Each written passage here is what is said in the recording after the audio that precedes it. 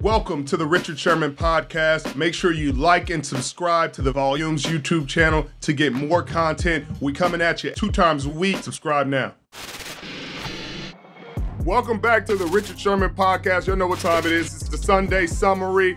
With this time, my boy Mitchell is at a wedding, so we have a substitute guest speaker, Chancey. Tyvis Chancey's. Oh, my bad. Whoa, then you giving out classified information, okay? They don't need to know that. If it's on Wikipedia, it ain't classified. What up? Richard Kevin Sherman, man, thank you for allowing me to come on your podcast. Man, it's not every day that, you get asked to be on a guy who's, 10 times All-Pro, only played 7 times in the league. I'm so done with you. This is ridiculous. I am done with you. I'm honored. I'm honored. No, what's ridiculous is the Baltimore Ravens. That boy was cooking today. Listen. It wasn't enough. See, and that's a problem right there, okay? Because, see, I had the early tweets like, 230. He shouldn't ask for nothing more than 250. That boy want his chips with dip. But you know what? Something happened in the fourth quarter where Tua, that boy turned into freaking John Elway or somebody. That man has 6 of them things, sure. Look, there were so many people with the tweets ready, and I'm not saying I was one of them. I wasn't one of them this time. But with the tweets ready about Cheetah and everything he said about Tua and how is he feeling now? 21 points in the fourth quarter, 6 touchdowns, 469. He was just throwing him up to Cheetah. He said he's the best deep ball thrower he didn't see, and lo and behold, in that fourth quarter, they showed it now. Listen, they put that clip out in the offseason, how he underthrew him. It was false advertisement. They edited that clip because that man was lights on. I see why he was talking about how Tua's the most accurate quarterback, more accurate than Patty Mahomes. Well, goddamn, today, he stood on what he was talking about today. I got to give Tua his respect, especially for a guy who, we criticized him now. Everybody was like, I don't know, but you put a performance like that together, man, he's showing that. I really got to give credit to Mike McDaniels, though, because he got that thing going, man. He got the thing going. He's getting the best out of Tua. Now, we watched Tua play. It wasn't like we didn't watch him play, and he wasn't just, not performing up to what those expectations were. But I don't know who it is. Is it Tyreek? Is it Mike McDaniels? Is it Tua just having an amazing offseason and getting better? But whatever it is, 469, 6 touchdowns later, listen to me. He keep putting these numbers up. He gonna find himself in that MVP race right there. Now, I will say, it ain't that hard when you got Tyreek and you got Jalen Waddle. I mean, you got some fast dudes out there. You got to just get the ball to them. Look, I hear you, but Waddle was there last year, and Tua was there last year. They had speed last year. They had a good connection last year. What you mean? They had a good connection. It wasn't like it is now. No, it wasn't like this. No, it wasn't. we ain't gonna sit here and tell a lie because it definitely wasn't like this. But yeah, them boys they are forced to be reckoned with. It's gonna be interesting. Them in the Bills, it might be like 75-70. It's gonna be interesting. I mean, the Patriots ain't just going quietly into the night. I mean, they need some correct play calling, but that's a story for a different day. Yeah, I'm not a fan of Matt Patricia calling the plays, but you know what? They got the win today. They won, I think, 17-14. So, listen, it ain't always got to be pretty. A win is a win. Right. You can take it any way you want to get it. 6-0 is still a win. Right, 6-0 is still a win. You got to give them the credit where credit's due, and they got it done. Now, come on now, the AFC East it used to be kind of a laughing. Speaking of AFC East, what the Jets do today? Man, listen, don't do that. Listen. What they do? Here you go, man. Listen. Boom. Let me break it down for you, all right? So this what happened.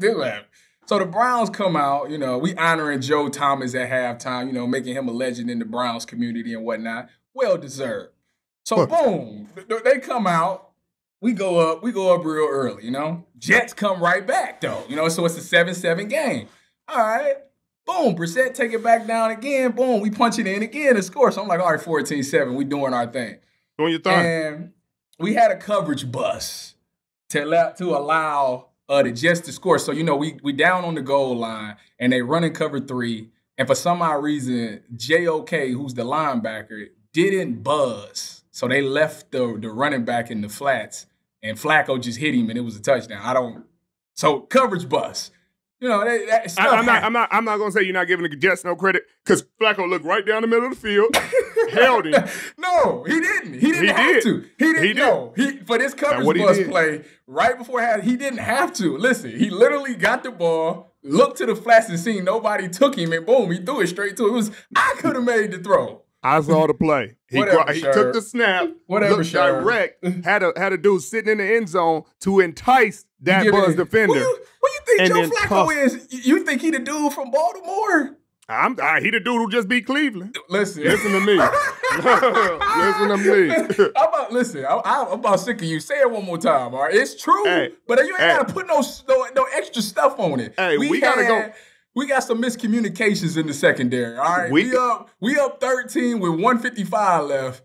It should be ball game. I mean, sure, watching this unfold, it was like a movie, you know? I'm just sitting there. You know, they scored the first touch, so the coverage bust happened. Denzel was out there. I'm going to say, you might look at it differently, but I'm going to say that everybody else was in cover 3 and he didn't get the call. He was playing cover 2. That's what it looked like because he looked like he was hinging between 2 defenders, okay? He just thought that he had some safety help. That's what happened, Sherman. I'm going to let you know something. I was born that night, but it wasn't last night. That young man, look. The young man saw a Buzz defender up under him.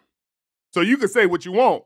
There's a Buzz defender up under you. There ain't no Buzz defender in cover 2. He saw it too late. Yeah. He saw the whole thing too late. It was too late to apologize. He saw it too late. The damage was already done when he seen the Buzz defender. It was already too late. Listen to me. When you up, that's a historic collapse. It is. That's a historic collapse. It is. It was bad. It was bad because, you know, in that situation, 155 left. I mean, football one-on-one, it tells you to play deep, keep everything in front of you. So you should err on the fact of playing too deep. Well, I'm going to let you know something. I'm going to let you know something, Chancey. Oh, here we go. What? Look, you don't want to hear the truth. The truth is... You act like I did it. It ain't doing me nothing. It apparently is. It ain't doing me nothing. Listen, he do this again. He gonna be doing this with me and you next week. No, he ain't. No, he ain't. They just paid him. That boy ain't gonna be doing nothing but collecting checks. Nah, I'm not a fan. We don't do that. I ain't no fan of people committing grand larceny in the league. We don't do that. You can say what you want. That man is gonna get his money. That's a Buckeye. I go holler at him myself. Listen, we one thing we ain't gonna do is we ain't gonna be out here stealing no money. We ain't doing that. Hey, then you got the Buccaneers Saints. The Saints game. Yeah. Hey, that's beef. You knew it was gonna be it was tough. And it was tough sledding early on for both teams. It was 3-0, 3-3. Tom frustrated up there beating up the sideline and whatnot. You know what? Funny that I bring that up. So you know what that reminded me of? It's funny that we talking about coverage bust and beating up the sideline. So it made me think about you. Remember you in Seattle against the Falcons? I'm going to let you know something. I wish I would have came off the sideline like Mike Evans did against your boy Lattimore on somebody. I wish I would have done that. Look, they're going to cut this out. Mike Evans got to chill out. Look, Mike Evans and Lattimore every week, every time these boys play, it's going to be it's going to be dog in, dog out. They knew coming in, and they was pissed off because Todd Bowles even talked mess to his own team to hype them boys up and was like, hey, it ain't a rivalry if both teams ain't winning. And Tampa only won one. You right about that. Like six or seven. I mean, Mike, but Marshon has had Mike's number since rookie. Yeah, Mike's number because Mike scored a 50, 60-yard touchdown on him last time. Whatever, humble. All right, majority of the games, Marshon got Mike. I'll tell you that. Marshon is up on Mike. Now tell me I'm wrong. Well, what I'm telling you is, what have you done lately? And lately, they both got kicked out. Neither one of them did a thing. What you talking about? Who did it hurt more? I don't know. One team got hyped and went on a run. The other team. Wait a minute. First of all, I'm gonna let you know something. Jameis was out there like he was a philanthropist to Tampa Bay because he was just giving them away. I thought that once he had that LASIK eye surgery, I thought that was it. I was ready to turn the page, sir. Last year, I said the man got his eyes fixed and he out there dropping dimes. Today, he forgot what team he was playing for because he had a relapse and was throwing to Tampa Bay. No. He had no relapse. The man went out there with 4 broken ribs And they shouldn't have sent him out there. That's true, too. You will go out there and you send him out there with 4 broken ribs, you live with the results you get. You don't got nobody to blame so who but you yourself. Gonna put in? Who they gonna put in? Now, I'm going to let you know something else that you don't know about this rivalry. They beat them with Trevor Siemian. They beat the Bucs with backup quarterbacks last year. So it's not who you put in there. That defense has given Tom problems every single time they've played. Every single time. I think Tom has only scored 2 touchdowns, period. And I think they might have been in the day. Like against that defense. And they for some reason, the Saints have his number and they've called it every time. And so I don't know, man. I don't know. I don't know. I'm happy to see the Bucs pulled that one out. We knew it was going to be a dogfight. It's not like he had the best stats. Tom Brady was 18 for 34 with 190 yards and a touchdown. So it's not like it was a Tom Brady game. I just think it was too many mistakes. If you turn the ball over 3 times with 3 picks, but we're going to talk about my boy Jamel Dean, who got him 2 books on the game. Mike Edwards, pick 6. Like, those were the game-changing plays. Talk about it. Look, hey, hold on, wait. You know where Jamel Dean started his college career, right? I don't know where he started, but he finished at Auburn. So that's who gets credit That's for. not the question at hand. The question is, where did he start? Go Bucs. So you just going? I'm just saying. He started as a Buckeye. Where did Ward go to school? Denzel. Is that where we going? So we doing that. You doing it. You brought it up. You want to claim him. So that's what we doing. You want to claim. All right, whatever. I'm wrong. I can't believe you disrespectful today. What's up with you? I'm just having a good time. We ain't produced the best DBs this league has seen. What's happening right now in San Francisco? See, I told them. I told the fans, Chancey, I told them that, hey, y'all better be careful what you wish for. Like, y'all better be thankful that Jimmy G is still a Niner because anything can happen. And I told him it would give Kyle Shanahan more liberty, and he'd feel liberated to run Trey Lance a little bit more. It is unfortunate what happened. That's something nobody could predict. People are like, he ran him too much. He had only run 3 times in the game. So, like, chill that out. That's part of his offense. That's part of what they got him for. So, the thing about him is anytime you have a mobile quarterback, that's always going to be an issue, potentially him getting hurt. And I think that San Francisco wised up on that. They was like, you know what, let's see if we can restructure his contract because we definitely need to keep him around. Or just in case. We need some insurance just in case because you never really know how Trey Lance is going to be. We seen him a couple of times last year. And he made some pretty good throws. A lot of them I still feel like was coverage bust, and he just took advantage of. So I never was all the way highly on him seeing because I needed to see it. And after that first week, it was rough. I mean, Chicago, you can blame it on the weather all you want, but it was still rough on him in that first week. So it's a good thing that they had Jimmy G. It is unfortunate because I thought he was finally figuring things out. And, Jimmy G came in there, and right now I think they still winning. They have like 20-7 or something like that. Yeah, the defense hasn't given up a touchdown yet. They got the touchdown on a blocked field goal. So 27-7 was the final. So that's positive, and that's what I was concerned with for Niners fans. It's like they were so mad and so split. It was either we love Jimmy or we love Trey, and it was like they're on the same team. Yeah. They're on the same team going in the same direction. The only people that ain't going in the same direction is y'all. Yeah. And right now, this can be a galvanizing moment for Niners fans to say, hey, let's come together. Let's pray for Trey Lance and his health. First and foremost, you hate to see anybody injured and a serious injury at that. So pray for his health and then support the guy under center right now. And that should always be the case. The guy is under center is going to do what he can to give you guys a chance. And imagine if he goes back and reads some of those tweets that was being said. He ain't even Jimmy. We know Jimmy. Jimmy ain't like that. First of all, Jimmy is one of those guys that's always a prisoner of the moment. He's gonna live in the moment. He's not one of those ones that's gonna hold those grudges.